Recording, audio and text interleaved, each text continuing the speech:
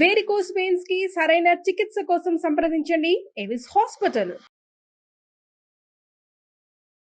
నమస్కారం. విష్ణు పురాణం 24వ భాగంలోకి వచ్చాం. కృష్ణుడు మధురానగరం చేరాడు.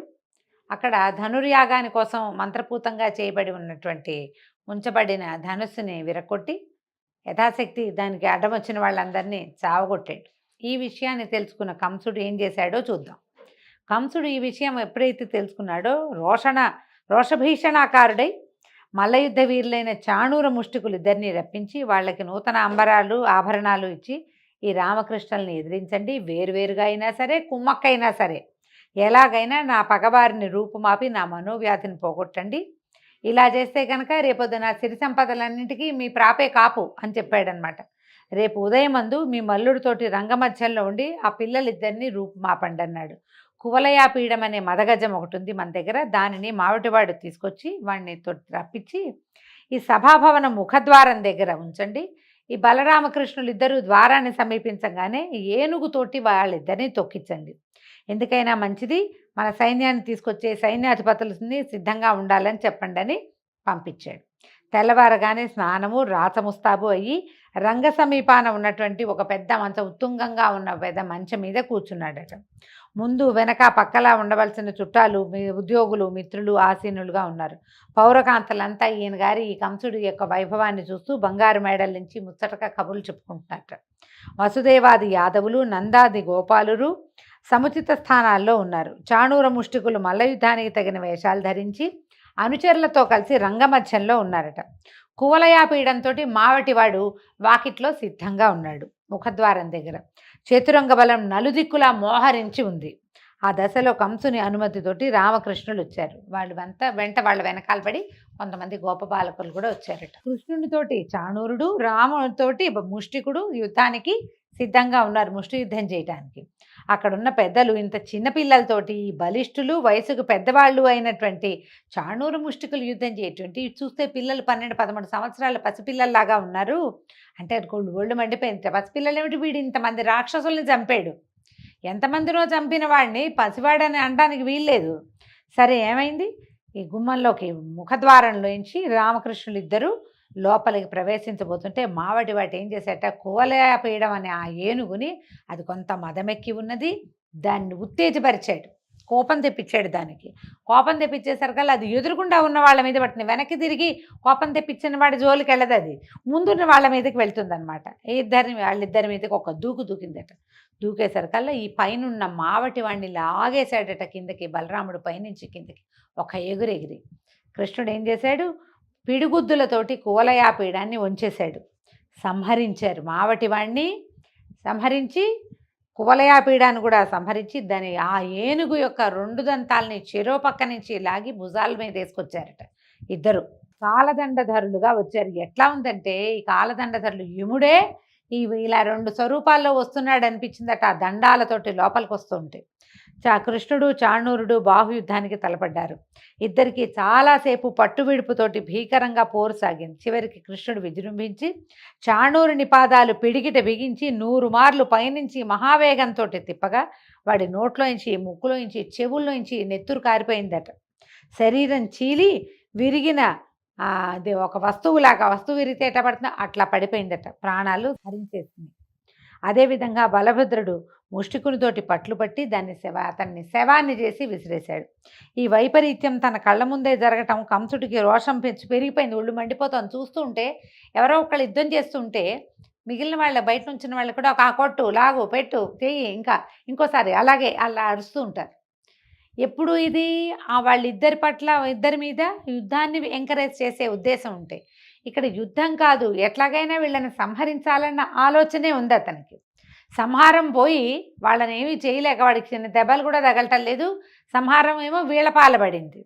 ఈ వైపరీత్యం చూసేసరికల్లా కోపం పట్టలేక దేవకి వసుదేవుల్ని చెరసాలలో బంధించండి, నా తండ్రి ఉగ్రసేనుడి తల తెగ నరకండి, యదువృష్టి కాంభోజ అంధకారులను వాళ్ళందరినీ కొర్రులను నాటి బాధించండి, నందాదులను గొల్లలను చితకొట్టి వాళ్ళ ఆలమందలను ఆస్తిపాస్తుల్ని కొల్లగట్టండి అని ఆజ్ఞలు జారీ చేసి నేను ఈ పిల్లలు బలరామకృష్ణుల పని పడతానని వాద్యాలు వాయించద్దని చతురంగ బలాన్ని రమ్మని ఆజ్ఞాపించాడు, అరిచి కేకలు పెడుతున్నాడు అనమాట. ఇప్పుడు ఇద్దరు గెలవంగానే వెంటనే వాద్యఘోష వినపడుతుంది, గెలిచారు గెలిచారు శభాష్ అని. శభాష్లు వద్దంటున్నాడు అనమాట. ఈ చతురంగ బలాల్ని కూడా వచ్చేసేయమన్నాడు రంగం మీదకి అనేసరికల్లా కృష్ణుడు ఏం చేశాడట, ఒక్క ఎగురెగిరి ఏ మంచం మీద అయితే కంసుడు ఉన్నాడో అక్కడికి ఒక ఎగురు ఎగిరి పైకి వెళ్ళాడట.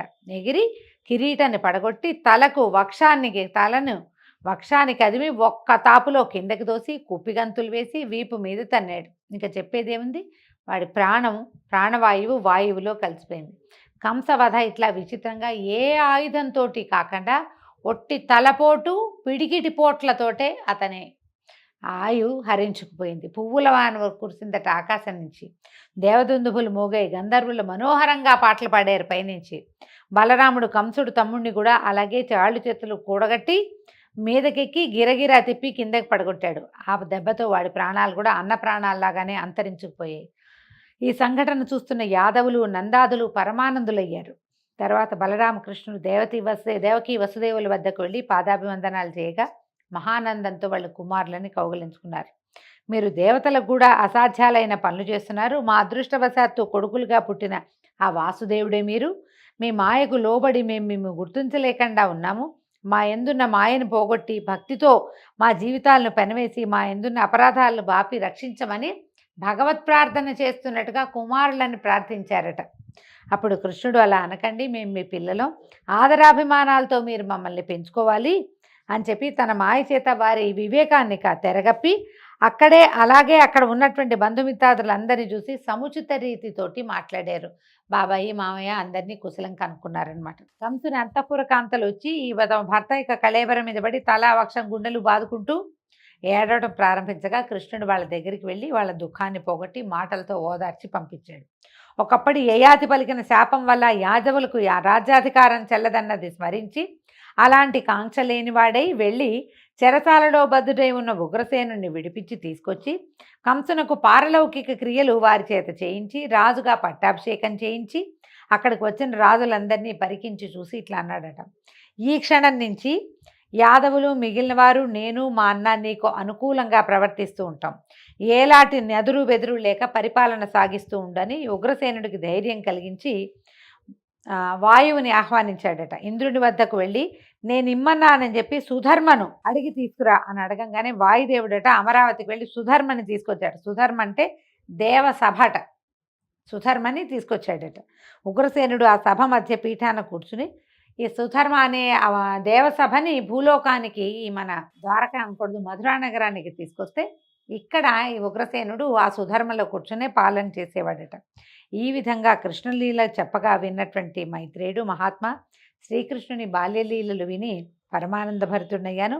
ఆ అవతార పురుషుని తర్వాతి వృత్తాంతము అలాగే బలభద్రుని చరిత్ర కూడా వర్ణించి చెప్పు, వివరంగా చెప్పమని మైత్రేయుడు అడిగేసరికల్లా పరాశర మహర్షి ఇట్లా చెప్తున్నారు. ఇలా ఉగ్రసేనుని యాదవరాజుగా పట్టాభిషిక్తుని చేసి అతని చేత నానా యజ్ఞాలు ఎన్నో రకాల యజ్ఞాలు చేయించి అన్నదమ్ములిద్దరూ విద్యార్థులై అవంతిపురానికి వెళ్ళి వేదశాస్త్ర పారంగతుడైన సాందీపుడు అని కూడా అంటారు, ఆయనకి శిష్యులయ్యారట. తర్వాత కొంచెం పెద్దవాళ్ళు అయ్యాక మామూలుగా 8వ ఏటే గురువాశ్రమాలకు వెళ్ళిపోతారు. కానీ వీళ్ళు 12-13 సంవత్సరాలు వచ్చేదాకా ఇక్కడే ఉన్నారు. అప్పుడు పంపించారు చదువుకి. పంపించేసరికల్లా అక్కడికి వెళ్ళి 64 విద్యలు 64 దినాలలో నేర్చుకున్నారట. గురువు అబ్బురపాటుతో చూసేట, అయ్యో ఏమిటిది భగవద్విలాసం, ఇట్లా వచ్చింది వీళ్ళకి అని. ఈ శిష్యులు ఏమన్నారట, గురుదేవా మేము మీకోసం ఏం చెయ్యాలి, మీకేం కావాలో చెప్పండి, అదే మేము మీకు సమర్పించే గురుదక్షిణ అని అడిగేసరికల్లా అప్పుడు ఈయన ఏం చెప్పాడట, ఈ సముద్రం పక్కనే ప్రభాసం అనే తీర్థం ఉంది. ప్రభాస తీర్థం అహ్మదాబాద్కి దగ్గరలో ఉంటుంది, గుజరాత్లో ఉంది. అక్కడ దానిలో నా కొడుకు చిన్న వయసు వాడు పడి మరణించాడు, వారిని బతికించి తీసుకురండి అని అడిగాడట. అప్పుడు ఈ బలరామకృష్ణులు ఇద్దరు అస్త్రశస్త్రాలు ధరించి సముద్రం దగ్గరికి వెళ్ళగా సముద్రుడు భయపడి ఘోషించాట, పెద్ద మోత వచ్చిందట సముద్రంలోంచి. అప్పుడు పంచజనుడు అనే రాక్షసుడు శంఖరూపుడితోటి ఆ బ్రాహ్మణ బాలుని చంపాడు అని శబ్దం అనమాట ఆ ఘోషలోంచి. ఈ సముద్రుని ఘోషను అర్థం చేసుకున్నటువంటి కృష్ణుడు అన్నను గట్టు మీద ఉండమని సముద్రంలోకి ప్రవేశించి పంచజనుడు అనే వాడిని సంహరించి వాడి శంఖరూపమైన ఎముక ఘోషించేటట్టుగా చేశాడట. ఆ నాదం రక్కసులకి భీకరము, వేల్పులకి ప్రమోదకరము అయిందట. తర్వాత కృష్ణుడు యమలోకానికి వెళ్ళి తన రాక యమునకు చెప్పి గురుపుత్రుణ్ణి తీసుకొచ్చి గురువుకి అప్పచెప్పాడు. తదుపరి అన్నదమ్ములు గురువుకి నమస్కరించి సెలవు తీసుకుని మథురా నగరానికి వెళ్ళిపోయారట. అంత జరాసంధుడికి కంసవధ గురించి తెలుసు ఆల్రెడీ. జరాసంధుని కూతుళ్ళు ఇద్దరు కంసుని యొక్క భార్యలుగా ఉన్నారు. ఆయన భార్యలుగా అస్థి ప్రాస్తి అనేవాళ్ళు ఆయన సొంత కూతుళ్ళు అనమాట. కృష్ణుడి వల్ల వాళ్ళకి వైధవ్యాన్ని, ఆయన కోపం వచ్చింది, కృష్ణుడి వల్లే వాళ్ళకి వైధవ్యం వచ్చింది, వాడి సంగతి చెప్పాలనుకున్నాడు.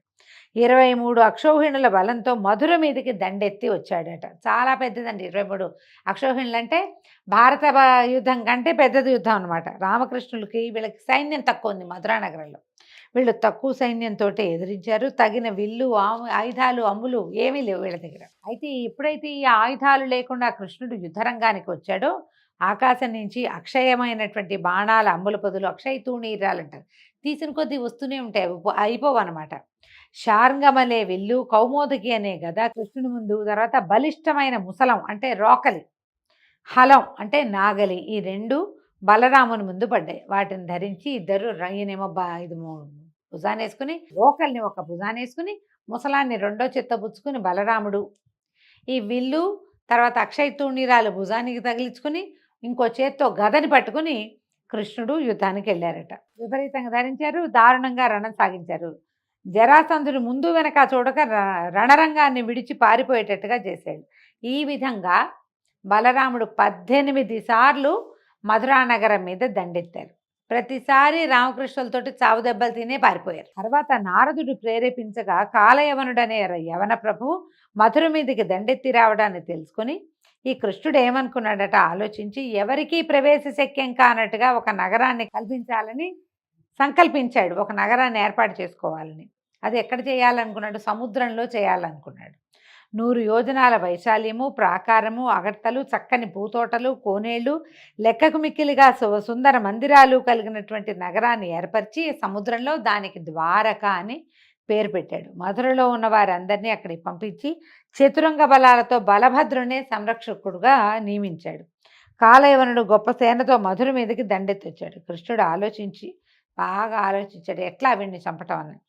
అయితే ఏ ఆయుధము లేక రిక్తహస్తాలతోటి కాలయవనుని వద్దకు వెళ్ళి తన పేరు చెప్పి, నేను పరిగెత్తుకుంటూ పోతూనే ఉంటాను, చేతనైతే వెంట తగిలి పట్టుకొని పరిగెత్తాడట. పెట్టేసరికల్లా ఈ యవన రాజు పరిగెత్తుకుంటూ ఆయన వెనకాల వెళ్ళేసరికి వెళ్ళగా ఒక కొండ గుహలోకి ప్రవేశించాడట కృష్ణమూర్తి. ఈ కాలయవనుడు కూడా అదే గుహలోకి ప్రవేశించాడు. ఆ గుహలో ఒక విశాలమైన వేదిక, దానిపై ముసుగు వేసుకుని పడుకున్నాడు ముచికుందుడనే ఒక రాజుగారు. ఆయన కొంతకాలం క్రితం దేవదానవులకి మధ్యలో జరిగిన యుద్ధంలో దేవతల పక్షాన ఉండి రాక్షసుల్ని చంపి దేవతల వల్ల 2 వరాలు పొందాడట. ఏమిటి? నాకు యుద్ధశ్రమ తీరే వరకు చాలా కాలం, యుగాలైనా సరే నిద్రపోవటం, నిద్రలో ఉండగా వచ్చి బలాత్కారంగా లేపిన వాళ్ళు ఎవరైతే వాళ్ళు తన దృష్టికి దొరికితే వాడు కాలిపోవాలి, వాడు సర్వనాశనం అయిపోవాలి, నన్ను నిద్ర లేపకూడదు. ఎవడు నా కంటి చూపుకి దొరుకుతాడో వాడి బూడిదయ్యేట్టుగా దేవతల దగ్గర నుంచి వరం పొందాడు. వరం పొందితే ఈయన ఏం చేశాడు? కృష్ణుడు ఆ గుహలలోకి పరిగెడుతూ ముచికుందుడి గృహలోకి ప్రవేశించి అదృశ్యమైపోయాడు. ఈ నిద్రలో ఉన్న ముచికుందుడి గుహలోకే ఆయన ఎక్కడైతే పడుకున్నాడో అక్కడికి కాలయవనుడు పరిగెత్తుకొచ్చి ఈ పడుకుని ఉన్నటువంటి పొడుగాటి స్వరూపము, పచ్చని బట్ట, తల కింద చేయి పెట్టుకుని పడుకున్న స్వరూపాన్ని చూశారు కదా, కృష్ణుడే పడుకున్నాడని నమ్మి ఏం చేశాడంటే కాలయవనుడు ఒక కాలుతో ముచుకుందుని ఒక తన్నదన్నాడు. తనంగానే ఆయన మెలకు వచ్చి కళ్ళు తెరిచి చూసేసరికల్లా ఆ కుచూపులోంచి వచ్చిన కోపాగ్ని జ్వాల తగిలి యవనరాజైన కాలయవనుడు నిలువుతా కాలి బూడిదైపోయాడట. చాటుగా ఉన్న కృష్ణుడు ముచుకుందుడి దగ్గరకు వచ్చాడు. అప్పుడు ఎవరు నువ్వు అని రాజుగారు ప్రశ్నిస్తే, వసుదేవుననే యాదవుని కొడుకుని నన్ను కృష్ణుడు అంటారు అనగానే పరిగెత్తుకుంటూ లేచి వచ్చాడట ముచుకుందుడు.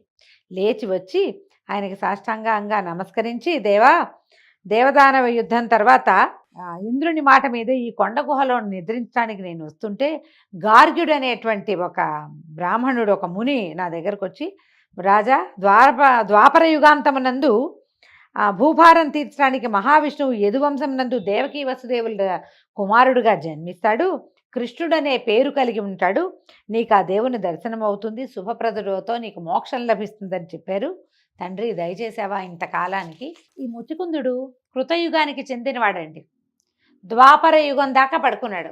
మొత్తం కృతయుగం అంతా ముప్పాతికి నిద్రపోయినట్టే. అక్కడి నుంచి త్రేతాయుగం మొత్తం నిద్రపోయాడు. ద్వాపర యుగాంతంలో జన్మించాడు కృష్ణ పరమాత్మ. ఆయన తర్వాత 5000 సంవత్సరాలే తర్వాత వచ్చేసింది కలి. ముచుకుందుడు గుర్తుపట్టాడు అనమాట. బట్టి అప్పుడు ఇది పరమాత్మకి దండం పెడితే ఆయన ముకుందుడు ప్రసన్నుడై ఏమన్నాడంటే, రాజా, నా మాట వల్ల దివ్యభోగాలు అనుభవించి మంచి వంశంలో పుట్టి వైభవాన్ని పొంది పూర్వజన్మ జ్ఞానం కలిగి నీకు ఇష్టమైన లోకంలో ఉండు, తర్వాత జన్మాంతమందు మోక్షాన్ని పొందమని చెప్పాడు. వరాలు ఇచ్చి బయటికి వెళ్ళిపోయాడు. ఇదండి హైదరాబాదు చుట్టుపక్కల సమీపంలో ఉన్నటువంటి అనంతగిరి కొండల మీద జరిగింది. ఇక్కడ ఈయన ఏం చేశాడట, ఈ ముచుకుందుడు కృష్ణుని పాదాలు తన అర్ఘ్యపాత్రతోటి, తన దగ్గర ఉన్న పాత్రతో ఉన్న నీళ్లతోటి పాదాలు కడిగితే అదే ముచికుంద నది అయిందట. దాన్నే మూసీ నది అంటున్నాం. ఇప్పుడున్న మూసీ నది ఈ కాలం నాటిదనమాట. కృష్ణ పరమాత్మ పాదాలు కడగగా వచ్చిన నీరు, ఆయన పాదాల మీద నుంచి స్రవించిన నీరే మూసీ నదిగా మారింది. ఇది ఇక్కడే జరిగిందని దీనికి ఐతిహ్యంపు కథలు కూడా ఉన్నాయి, చారిత్రక ఆధారాలు కూడా కొన్ని 1-2 ఉన్నాయి. పెద్ద పాదాలు ఉన్నాయి ఆ గుహల్లో అని చెప్తారు. అయితే రాజుగారి బయటకు వచ్చి చూశాడు. ఈ ముచుకుందుడు బయటకు చూస్తే స్వల్పంగా ఉంది జనసమూహం, అందరూ పొట్టివాళ్ళుగా కనపడతారు. ఈయన కృతయుగం నాటివాడు కదా, అప్పుడు ఎంత పొడుగాటి వాళ్ళు, భూమి ఆకాశాలు పట్టకుండా ఉండేవాళ్ళు పొడుగ్గా. అమ్మో, ఈ కలియుగ ఆరంభం అయిపోయింది, ఈ స్వజనం వద్ద నేను ఉండలేను అని అసహించుకున్నాడట. ఇంత పొట్టి వాళ్ళతో ఎట్లా ఉంటామని గంధమాదన గిరికి పోయి తిరిగి తపశ్చర్యను ఆరంభించాడు. కృష్ణుడు శత్రువులను పరిమార్చి వాళ్ళ సంపదలన్నీ గ్రహించి తెచ్చి తాతకిచ్చేవాడట. ఈ విధంగా కృష్ణ సంరక్షణలో యాదవ వంశం ఆ అభివృద్ధి కలదై రాణించింది. ఒకనాడు ఇలా ఉండగా బలభద్రుడు కృష్ణునితోటి చెప్పి గోకులానికి వెళ్ళాడట. మధుర నుంచి గోకులానికి వెళ్ళాడు. యశోదానందలకు నమస్కరించి గోపాలుడు అందరినీ పలకరించి కానుకలిచ్చి గోపికలకేమో వస్త్రాలనిచ్చి ఆనందంగా విహరిస్తుండగా ఒకనాడు వరుణుడు వచ్చాడట. బలరామునకు వివిధ మణిమయ భూషణాలు ఇచ్చి ఇష్టాగోష్ఠి జరిపాక బలరాముడు అడిగాడట, ఏమయ్యా, ఒక కాలంలో నీ నుంచి వచ్చినటువంటి వారుణిని సేవిస్తారు కొందరు పెద్దలు, దానివల్ల ఏమవుతుంది, వరుణుడి నుంచే వారుణి వచ్చిందంటే, వారుణి అంటే మద్యమేనండి, ఇది ఎలా ఎందుకు అని అడిగేసరికి వరుణుడు చెప్పాట, దేవదానవులు అమృతం కోసం పాల సముద్రాన్ని తరుస్తూ ఉన్నప్పుడు అమృతం కన్నా ముందొచ్చింది వారుణి. రోగాలను పోగొడుతుంది, బలవృద్ధిని కలిగిస్తుంది, ఆనందంగా విహరించేటట్టు చేస్తుంది. దాన్ని సేవిస్తూనే కదా దేవదానవులు పరమానందంగా కాలం గడుపుతున్నారు. సూర్యుని సేవించని వాళ్ళది ఒక బతుక, నువ్వు కూడా నేటి నుంచి సురాపానం చేస్తూ ఉండు అని చెప్పి ఈ వరుణుడు ఏం చేశాట, వారుని కలశాన్ని బృందావనంలో ఉన్నటువంటి ఒక చెట్టు తొర్రలో స్థాపించి వెళ్ళిపోయాడట. అయితే ఈ కలశంలోంచి వచ్చేటువంటి మద్యం యొక్క గంధము ఆ ప్రాంతానికి ఒక ప్రత్యేకమైన శోభను తెచ్చినట్టు, ఏదో గుమగుమలాడుతూ ఉంటుంది. మద్యం గుమగుమలాడుతా అంటే నాకు తెలియదండి, దీంట్లో పురాణంలోనే అట్లా చెప్పబడింది. ఇప్పటి మద్యం ఈ కాలంలో ఉండేవి వేరు, ఆ కాలంది వేరే అయ్యి ఉంటుంది బహుశా. ఒకనాడు బలరాముడు తన వారితో ఆ ప్రాంతానికి తిరగడానికి రాగా ఆ మద్యం యొక్క గంధము నేను ఆకర్షించింది. ఏదో మంచి వాసన వస్తుంది, ఎక్కడ వస్తుంది ఈ వాసన అని వెతికితే ఈయనకి వేప చెట్టు త్వరలో కనపడినటువంటి వారుణి కలశాము కనపడిందట. అది వరుణుడు ఉంచిందేనని చెప్పి భావించి యమునా తీరంలో ఉన్న బృందావనంలో గోపికలతో కలిసి సవిలాసంగా మద్యపానం చేశారు. కొందరు గోపికలు కూడా మద్యపానం చేసి వింత పలుకులతోటి విలాసాలతోటి విర్రవీగుతున్నట్టుగా నటించడం ప్రారంభించారు. అయితే ఒక వినోదం కలిగిస్తుంది మద్యపానం. ఏముంది, తాగేసరికల్లా ఒక మత్తు వస్తుంది, ఒళ్ళు ఊగిపోతూ ఉంటుంది, కళ్ళు తిరుగుతూ ఉంటాయి, ఏదో సంతోషం కలుగుతూ ఉంటుంది. దాంతో ఈయన ఏం చేశాడు, హాయిగా వాళ్ళతోటి కబుర్లు చెప్తూ గోపికలందరూ తలా ఒక పిచ్చి వేషము వేస్తుంటే ఆ పిచ్చి వేషాలన్నీ చూసి నవ్వుతూ ఆడుతూ అలసి సొలసి జలక్రీడలు ఆడదామనిపించింది. చాలా చెమట పోస్తోంది, విసుగ్గా ఉంది, స్నానం చేద్దామని మదిరాపాన మత్తుడై అక్కడికి వెళ్ళలేక యమునా నదిని నా దగ్గరికి రా అని యమునని పిలిచాడు. యమున ఎందుకు వస్తుంది, ఆవిడ దారిని ఆవిడ పోతూ ఉంటుంది. ఈ బలరాముడి దగ్గరికి రాకపోయేసరికల్లా కోపం వచ్చిందట. ఓ యమున, ఇలా చూడు, నా చేత్తో కానీ దీంతో కానీ నీ బతుకు 1000 బారలేస్తాను, నా పిలుపు నీకు వినిపించట్లేదా, అంత మదించున్నావా అని యమునని తిడుతూ, తాగబోతు వాళ్ళు ఇలాగే కదండి చేస్తారు, బలరాముడు చేశాడని చెప్తోంది పురాణం. అయితే వెళ్ళి ఏం చేశాడు, యమునా నది గట్టుకి వెళ్ళి నాగల్ని నీళ్లలో ముంచి లాగాడట. లాగేసరికల్లా ఏమైంది, అది విని దేవతలందరూ పైనుంచి ఆశ్చర్యంగా చూస్తారట. ఏం శబ్దం వస్తోంది ఇది, పెద్ద ధ్వని, చాలా పెద్ద శబ్దం అట. యమున పెద్ద పెద్ద పాయలుగా అయిపోయి బృందావనంలోకి ప్రవేశించిందట. లాగేసరికి సెపరేట్ అయిపోయింది, కొన్ని పాయలుగా ఏర్పడి ఒక పాయ లోపలికి వచ్చింది. ఈయన ఏం చేశాడు, బలరాముడు భార్య అయిన రేవతితో గోపికలతో ఆ నీళ్లలో క్రీడలు ఆడుతుంటే వాళ్ళ ఆటలు సహించలేక యమున నిజ రూపంతో బయటకు వచ్చేస్తుందట. బయటకు వచ్చి బతిమలాడిందట, నన్ను ఇంత గాయాల పాలు చేసావు, ఇన్ని దారులు చేసావు, నన్ను వదిలిపెట్టేసేయి అని బతిమలాడేశారు కల్లా సరే భయపడకు వెళ్ళమని జలక్రీడలు ఆపేసి భార్యా సమేతుడై తిరగటం మొదలుపెట్టాడు, విహారం చేయటం మొదలుపెట్టాడట బృందావనంలో. అలా వినోదంగా ఉండగా అప్పుడు వరుణుడు ఏం చేశాట, నల్ల కలువల వన్నెలో ఉన్న తలపాగా, కనకరత్న కుండరాలు, నీలాంబరము, తెల్లని పట్టుగొడుగు ఇచ్చి వెళ్ళాడట. అప్పుడు ఏం చేశాడు, చాలా రోజులు ఈ 2-3 నెలల పాటు బృందావనంలోనే సంతోషంగా గడిపి తర్వాత కృష్ణ సందర్శనం కోసం హలాన్ని భుజం మీద వేసుకుని ద్వారకా నగరం వెళ్ళాడట. అయితే ఆ కాలంలో విదర్భ దేశాధీశుడు కుండినపురంలో నివసిస్తున్నవాడు భీష్మకుడనే రాజు. అతనికి పెద్ద కొడుకు రుక్మి, ఒకే ఒక్క కూతురు రుక్మిణి. అయితే ఆమె రూపురేఖా విలాసాలకు ముమ్మరించి ఎందరో రాజకుమారులు మాకని అడిగేవాళ్ళట. ఆమె చాలా సౌందర్యవతి అని. అయితే ఎవరో ఒకళ్ళకి తీరలా, ఇంకా ఎవరి కోరిక తీరలేదు. శ్రీకృష్ణునే వరించాలని రుక్మిణి యొక్క నిశ్చయము. రుక్మిణిని పరిగ్రహించాలని కృష్ణుడు సంకల్పం చేశాడు కూడా. కానీ ఆమె పెద్దన్న అయినటువంటి రుక్మి శిశుపాలుడికి ఇవ్వాలనే పట్టుదలగా ఉంది. చేదిరాజు అయినటువంటి శిశుపాలుడు రుక్మికి స్నేహితుడు. మళ్ళీ శిశుపాలుడు ఎవరో కాదు, శ్రీకృష్ణుడికి 3వ మేనత్త కొడుకు. అతనికి ఈ అమ్మాయిని ఇవ్వాలని భావించారు. రుక్మి మన శిశుపాలుడిని పిలిచారు కూడా, పెళ్లికి తరలి రమ్మని పిలిచారట. ఈ జరాసంధుడితోటి ఇతోధికంగా స్నేహంలో ఉన్నటువంటి శిశుపాలుడు అందరినీ, తన స్నేహితులందరినీ తీసుకుని కుండినపురానికి వచ్చాడట. స్వయంవర వార్త విన్నటువంటి కృష్ణుడు, బలభద్రుడు మొదలైన అన్నదమ్ములతో ఇంకా ఉన్నారు ఆయనకి, సాత్యకి వాళ్ళు తమ్ముళ్ళు, వాళ్ళందరినీ తీసుకుని తగిన బలగంతో బయలుదేరి కుండినపురానికి వచ్చి కొంచెం దూరంగా అందరినీ పెట్టాడట. మనకేం కథ వింటామంటే భాగవతంలో రుక్మిణీదేవి నుంచి ఒక ఉత్తరం వచ్చిందని వింటాము. అలా కాకుండా స్వయంవర ప్రకటన వినే వీళ్ళు వచ్చారని చెప్తోంది పురాణంలో, ఇట్లా చెప్పబడుతోంది. ఆచారం ప్రకారము రుక్మిణి బ్రాహ్మణ సుమంగళులతోటి దాసీజనంతో ఊరు వెలుపల ఉన్నటువంటి దుర్గాలయానికి వచ్చి ఆరాధన చేసి రాజమార్గానికి రాగా కృష్ణుడు ఆమెను చూసి పరిగ్రహించి రథం ఎక్కించుకున్నాడట. ఆ వార్త తెలిసినటువంటి ఆమె అన్న శిశుపాలాదులతోటి కలిసి కృష్ణుడితో యుద్ధానికి సిద్ధపడ్డాడు. జరాసంధుడు, దంతభక్తుడు, సాళ్వుడు, శిశుపాలుడు మొదలైన వారు మబ్బులు భాస్కరుని ఎదిరించినట్టుగా శ్రీకృష్ణుడిని ఎదిరించాడు. మబ్బులు సూర్యుడిని ఏం ఆపగలమంటే ఊరికే ఒక క్షణం ఆచ్ఛాదన వస్తుంది, తర్వాత సూర్యుడు బయటకు వచ్చేస్తాడు. అట్లా కృష్ణుడి మీదకి వెళ్ళారు. తర్వాత బలరాముడు, సాత్యకి, కృతవర్మ మొదలైన యాదవ సింహాలు విజృంభించి జరాసంధాదుల చతురంగ బలాలను తుకుతుకుగా చిత్తకొట్టారు. ఆ దెబ్బతో జరాసంధుడు తిరిగి పారిపోవాల్సి వచ్చింది. శిశుపాలుడు కూడా చేసేది లేక తన ఊరు తాను వెళ్ళిపోయాడు సిగ్గుబడి. కానీ రుక్మి వదిలిపెట్టలేదట. కృష్ణుడి సంహరిస్తే గాని నగరంలోకి వెళ్ళనని ప్రతిజ్ఞ పలికి ఎదిరించాడట. అప్పుడు కృష్ణుడే తలపడి వాని సైన్యానికి ధైర్యం కలిగించి రుక్మిని గట్టిగా పట్టుకుని, బావా ఊరికే హాస్యం సుమాని తల అక్కడక్కడ గొరిగి వదిలిపెట్టించాడు. పిడిబాకు లాంటిది, పచ్చల పిడిబాకు ఉంది ఆయనకి. ఆ బాకుని తీసి దాంతో తల అక్కడక్కడ బొరియలుగా కట్ చేసి వదిలిపెట్టాడు. తర్వాత విజయలక్ష్మితో సహా రుక్మిణిని తీసుకొచ్చి ద్వారకలో సలక్షణంగా వివాహం చేసుకున్నాడు. అయితే ఈ వివాహానికే రాక్షస వివాహం అని పేరండి. వధువుని బలాత్కారంగా తీసుకురావటం అనేది ఆ రోజుల్లో విధానంగానే ఉండింది. కృష్ణ పరమాత్మ ఆమెను వివాహం చేసుకున్నాడు. కొంతకాలానికి ఆ దంపతులకు మన్మథాంశంతో ఒక కుమారుడు, అచ్చంగా మన్మధుడిలాగా కనపడేటువంటి ప్రద్యుమ్నుడనే నామధేయంతో ఒక కుమారుడు కలిగాడు. అయితే ఈ పిల్లవాడు పుట్టిన 6వ రోజున శంబరాసురుడు అనే రాక్షసుడు పురిటింట్లోకి వచ్చి పసిబిడ్డని ఎత్తుకుపోయి సముద్రంలో పడేశాడట. కృష్ణుని కుమారుడి వల్ల నీకు మరణము అని ఆ శంబరుడికి ఒక అశరీరవాణి చెప్పింది. అందుకని ఏం చేశాడు, ఆ పని జరగకూడదని చంటి పిల్లవాడినే తీసుకొచ్చి సముద్రంలో పారేశాడు. ఆ శిశువుని ఒక చేప మింగిందట. మింగేసరికల్లా ఏమైంది, ఆ మింగిన చేపని ఒక జాలరివాడు పట్టి శంబరాసురుడి కూతురికే తీసుకుపోయి ఇచ్చాడు ఆ చేపని. ఆ చేపను తరిగేసరికల్లా దానికి దాపుగా ఉన్న లోపలున్న శిశువుని చూసి ఆశ్చర్యపోతుంటే నారదుడు వచ్చి అనేసరికి వచ్చి చెప్పాడు, ఏమని, లలన ఈ పిల్లవాడు శ్రీకృష్ణుని కుమారుడు, జాగ్రత్తగా పెంచు అని చెప్పేసరికల్లా ఆవిడ అలాగేనని పిల్లాన్ని పెద్ద చేసింది.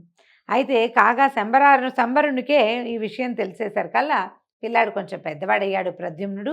అప్పుడు యుద్ధానికి వచ్చాడట శంబరాసురుడు. తెలుసుకున్నాడు కృష్ణుడి కుమారుడు తమ నగరంలోనే పెరుగుతున్నాడని తెలుసుకుని లక్షితుడుగా ఉంటాడు అబ్బాయి. అతనితో యుద్ధం చేసి చేసేసరికల్లా శంబరాసురుని చీల్చి చెండాడేశాడట ప్రద్యుమ్నుడు. అప్పటి వరకు సంరక్షణ చేస్తున్నటువంటి మహిళ మాయావతి ఈ ప్రద్యుమ్నుడిని తీసుకొచ్చి ఇక్కడికి వదిలిపెట్టాడు. ప్రద్యుమ్ని తీసుకొచ్చి ఇక్కడ వదిలిపెట్టింది. ద్వారకా నగరంలో తీసుకొచ్చి అంతఃపురంలోకి తీసుకొచ్చిందట. తీసుకొస్తే అక్కడ వచ్చిన వాళ్ళంతా ఆశ్చర్యపోయారట.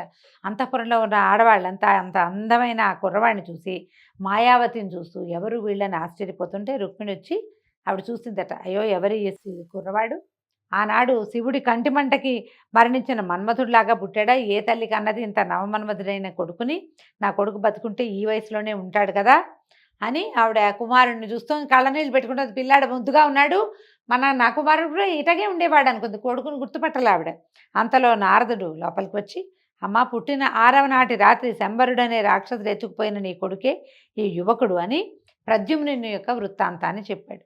శ్రీకృష్ణుడు దేవుడు, ఆయనేమో ఆదిదేవుడు విష్ణువు, నీవేమో లక్ష్మీదేవి, ఈ యువకుడు సాక్షాత్తు మన్మథుడు, ఈ యువతి రతి, ఈవిడే రతీదేవి, ఇది మీ చరిత్ర, మీ మహిమను ఎవరూ తెలుసుకోలేరని చెప్పి వెళ్ళిపోయాడు. తర్వాత ఎవరి వల్ల అయితే పెంచబడ్డాడో ప్రద్యుమ్నుడు ఆమె మాయావతినే వివాహం చేసుకున్నాడు. దీంతో ఈరోజు విష్ణు పురాణపు గాథలు పరిసమాప్తం అండి. రేపు ఉదయం మళ్ళీ తర్వాత గాథలో కలుసుకుందాము. నమస్కారం.